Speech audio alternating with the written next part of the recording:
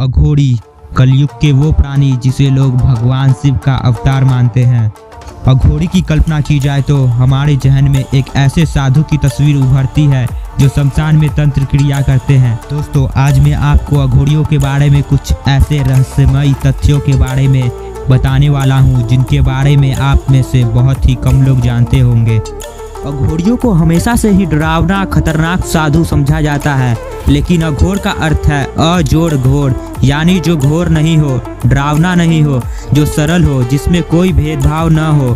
कहते हैं कि सरल होना बहुत ही कठिन होता है। सरल बनने के लिए अघोरी बहुत ही कठिन रास्ता अपनाते हैं और साधना पूर्ण होने के बाद अघोरी हमेशा के लिए हिमालय में लीन हो जाते हैं।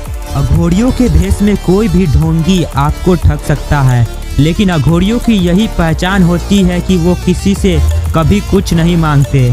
और सबसे बड़ी बात यह है कि वे संसार में तभी दिखाई देते हैं जब वे नियुक्त शमशान जा रहे हो या फिर वहां से निकल रहे हो। दूसरा, वे कुंभ के मेले में नजर आते हैं। अघोरी को कुछ लोग अघोर भी कहते हैं।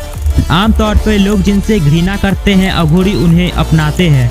लोग अक्सर शमशान, लाश, मुर्दे, मांस, कफन ये सब चीज से घबराते हैं, घृणा करते हैं, लेकिन अघोरी इन्हें अपनाते हैं। अघोर विद्या व्यक्ति को ऐसा बनाती है जिसमें वह अपने प्राय को भूलकर सभी लोगों को अपना सके, सभी लोगों को समान तौर पर चाह सके। अघोर विद्या सबसे कठिन विद्याओं में से एक है। साधना के पूर्व मोह माया का त्याग करना जरूरी है। अघोरी उसे कहते हैं जिसके भीतर अच्छे बुरे, सुगंध दुर्गंध, प्रेम नफरत, ईर्षा मोह जैसे सारे भेदभाव मिट जाएं। सभी तरह के वैराग्य को प्राप्त करने के लिए ये साधु शमशान में कुछ दिन गुजारने के बाद पुनः हिमालय या जंगल में चले जाते हैं।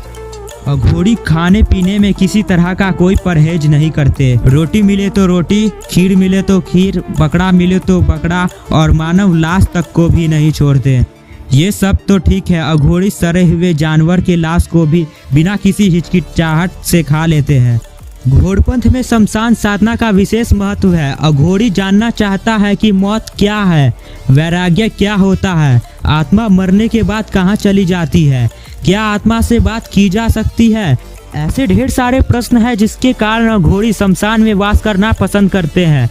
मान्यता है कि शमशान में साधना करना शीघ्र ही फलदायक होता है और आमतौर पर शमशान में कोई जाता भी नहीं, जिस वजह से अघोरियों को वहां किसी प्रकार का विघ्न नहीं होता। तो गाइस, यह थी अघोरियों के बारे में कुछ दिलचस्प बातें। और भी ऐसे फैक्ट्स के बारे में जानने के लिए हमारे चैनल को सब्सक्राइब करें और बेल आइकन दबाएं।